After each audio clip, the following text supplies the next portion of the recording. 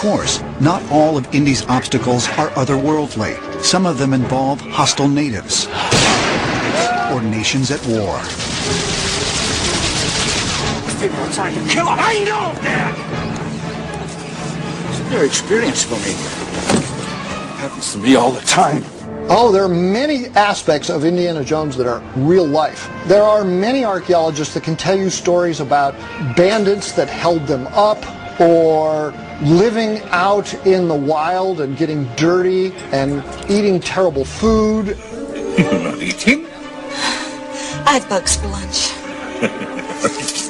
There are plenty of physical dangers, difficulties, discomfort. In Cyprus, we have to get in a fishing boat every morning. We fight very strong currents. We have to land on big rocks. It's very difficult to get there. Once there, we have to climb a 21-meter cliff just to commute to work every morning. We have capsized. It's a terrifying thing to watch your students floating out to sea with backpacks and with Princeton University's $15,000 laser theodolite. We saved it. Nazis. I hate these guys. I used to say that archaeology was nothing like Indiana Jones because, you don't get shot at by Nazis. Then we got shot at by the Hezbollah. So the names have changed, but the action and the adventure is still there.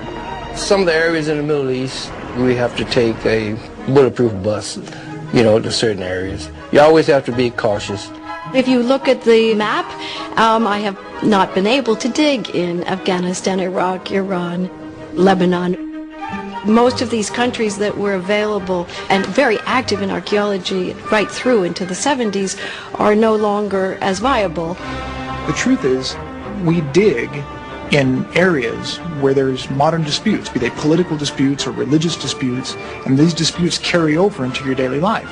One day you might be digging and you'll hear some explosions and you gotta get out of town. And you go to Tiberias where you figure, nobody can touch me here, and then a shell goes off about 100 feet from you and blows you into the trunk of a car. Just ordinary days on site. I worked on a project in Ethiopia for 10 years. In 1998, a war broke out. We saw a bomb dropped one night, and we had to get out of there.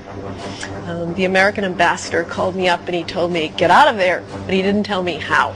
So then we had to find a vehicle that would take us 360 kilometers through the highest mountains in Ethiopia on a one-lane dirt road that had been built by the invading fascist Italian army in 1935. It was a bit too much of an adventure, to tell you the truth. But perhaps the greatest danger Indiana Jones faces is from rival archaeologists. Jones. Wily competitors who will stop at nothing to beat Indy to the proverbial punch. The truth is that there's always some kind of rival, some nemesis, some archaeologist that's at odds with the way that you interpret a site. We come in! So I may interpret a site one way, he may interpret it differently, or she may want to say that it argues for something else.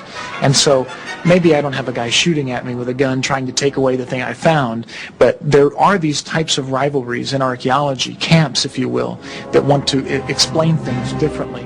You chose the wrong friends. This time it will cost you. Too bad the Jovitos don't know you the way I do, Belloc. You could warn them. If only you spoke Jovitos. There is competition among archaeologists, but the one that has the most resources or the most money, of course they have the upper hand. But most of the time, a large percentage is who you know. It's good to make friends. People will open up doors and opportunities for you. Meet me at Omar's. Be ready for me. I'm going after that truck. Oh, I don't know. I'm making this up as I go. But no matter where or how far Indy's journeys take him, one thing is fairly certain. When he returns home, the world of academia can be even more frightening than the darkest, spookiest tomb. ITHIC, meaning stone. Many of us actually have academic positions where you have to teach, and we do have ditzy female students, just like Indiana Jones. But we never have girls in love with archaeology teachers. I've never found that to be the case.